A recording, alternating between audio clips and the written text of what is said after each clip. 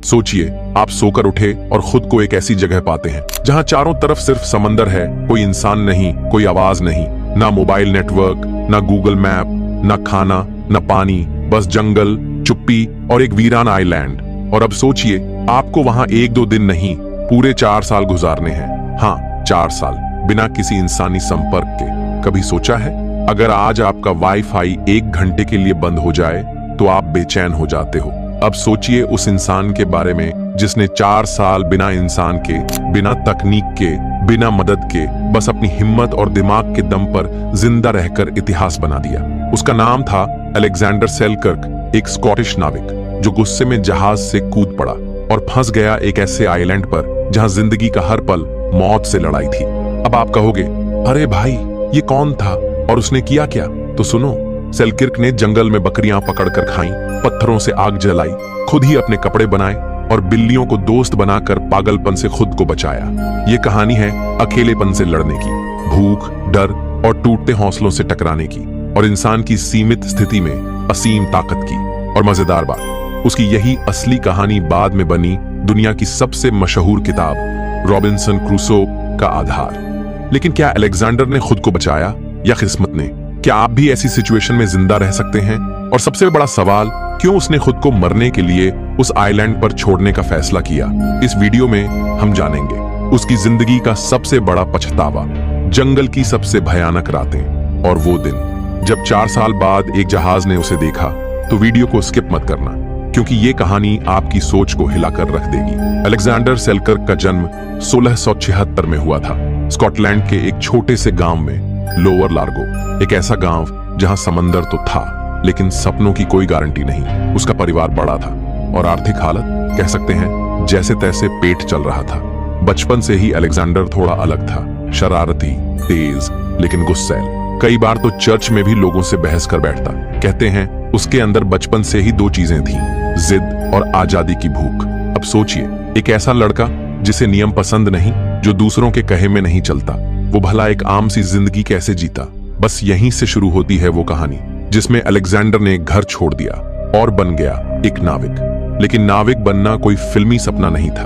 तब के जमाने में समंदर का सफर मतलब हर पल खतरा, बीमारियां, समुद्री लुटेरे और सबसे खतरनाक, कप्तान की क्रूरता। अलेक्जेंडर को यह सब पता था, पर फिर भी उसने समंदर को चुना। शायद उसे अपने गुस्से और जिद के लिए एक खुला मैदान चाहिए था। और समंदर से बड़ा मैदान कौन सा होता? क्या यह सिर्फ भागने की कोशिश थी, या कोई ऐसी तलाश जो उसे मौत के दरवाजे तक ले जाएगी? अलेक्जेंडर सेलकर्क अब बन चुका था एक नाविक, और उसे मिला एक मौका, उस जमाने के एक प्राइवेट जहाज पर सवार होने का।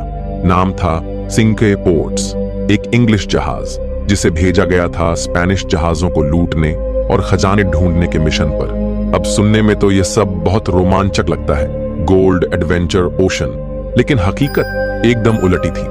जहाज की हालत शुरू से ही खराब थी, लकड़ी चटक रही थी, नाविक बीमार पड़ रहे थे और कप्तान की सोच थी बस आगे बढ़ो, मर भी गए तो परवाह नहीं। अलेक्जेंडर, जो अब तक रिबेलियस था, धीरे धीरे जहाज के हालात देखकर घबरा गया। सोचिए, आप ओला बुक करते हो और पता चलता है ड्राइवर ड्रंक है, गाड़ी के ब्रेक नहीं चलते और गूगल मैप कह रहा है go at your own risk. अब बताइए, उतरोगे या चल दोगे? अलेक्जेंडर ने वहीं फैसला कर लिया, अगर इस जहाज में रहा तो मैं जिंदा नहीं बचूंगा। और तभी एक दिन जहाज पहुंचा एक वीरान आइलैंड पर। वहां पानी भरने के लिए रुका गया और सेलकर्क ने कप्तान से कहा, या तो जहाज सुधारो या मुझे यहीं छोड़ दो। कप्तान ने कहा, ठीक है, रह जा, और जहाज वहां से निकल गया। अलेक्जेंडर पीछे रह गया, अकेला, एक अनजान आइलैंड पर, ना कोई इंसान, न लौटने का रास्ता।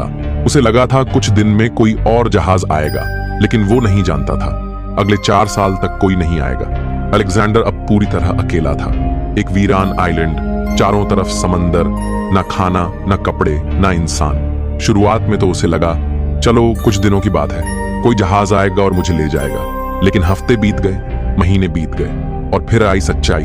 तू अब इस आइलैंड पर फंस चुका है, जिंदा रहना है तो खुद ही कुछ करना होगा। अब कल्पना कीजिए, एक इंसान जिसके पास ना चाकू है, ना जीपीएस, ना लाइटर, ना खाना। तो सेलकर्क ने क्या किया? उसने पहाड़ों में छुपी हुई जंगली बकरियां खोजी, उन्हें दौड़ाकर पकड़ा और खून पसीना एक करके मांस पकाया। लेकिन सवाल था, आग कैसे जलाए?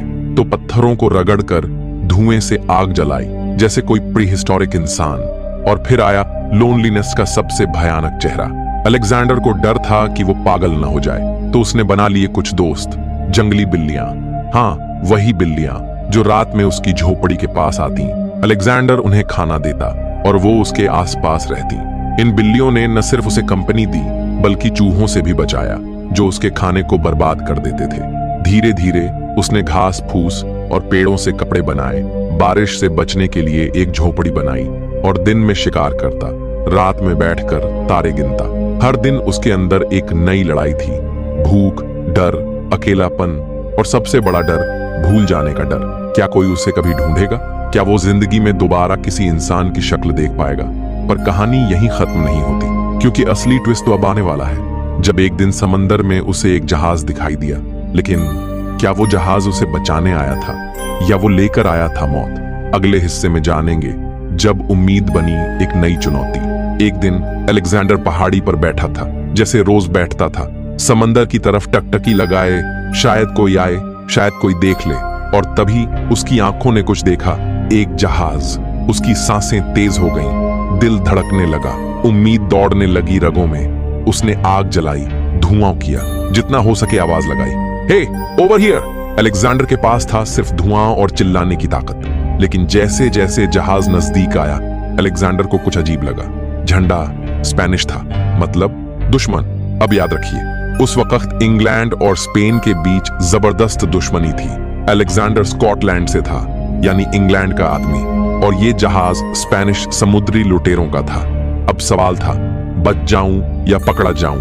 अगर स्पेनिश लुटेरों को पता चलता कि वो दुश्मन है, तो या तो उसे गुलाम बना लेंगे या फिर वहीं गोली मार देंगे। अलेक्जेंडर ने तुरंत फैसला लिया, भागो। वो जंगल की ओर दौड़ा, चट्टानों के पीछे छुप गया। सांसें थमी हुई थीं, धड़कनें आसमान पर। वो जहाज कुछ घंटे रुका, किनारे तक आया, लेकिन अलेक्जेंडर ने खुद को किसी तरह छुपाए रखा। कुछ देर बाद वो जहाज चला गया। बच तो गया अलेक्जेंडर, पर अब उसके अंदर उम्मीद के साथ साथ डर भी घर कर चुका था। अब उसे एहसास हुआ, हर जहाज मदद नहीं लाता, कुछ जहाज मौत भी ला सकते हैं। और अब वो दिन आएगा जब एक सही जहाज आएगा, लेकिन उससे पहले अलेक्जेंडर को फिर से जीना सीखना होगा। क्या आप तैयार हैं अगले भाग के लिए? आइए अब बढ़ते हैं इस अविश्वसनीय कहानी के सबसे इमोशनल और रोमांचक मोड़ की ओर, जहां 4 सालों की तन्हाई, भूख, डर और उम्मीद के बाद आखिरकार वो दिन आता है जिसका अलेक्जेंडर ने हर दिन हर रात इंतजार किया था। दिन गुजरते गए, हफ्ते, महीने और फिर साल। अलेक्जेंडर अब इस आइलैंड का हिस्सा बन चुका था। वो अब डरता नहीं था जंगल से, वो अब चौंकता नहीं था तन्हाई से।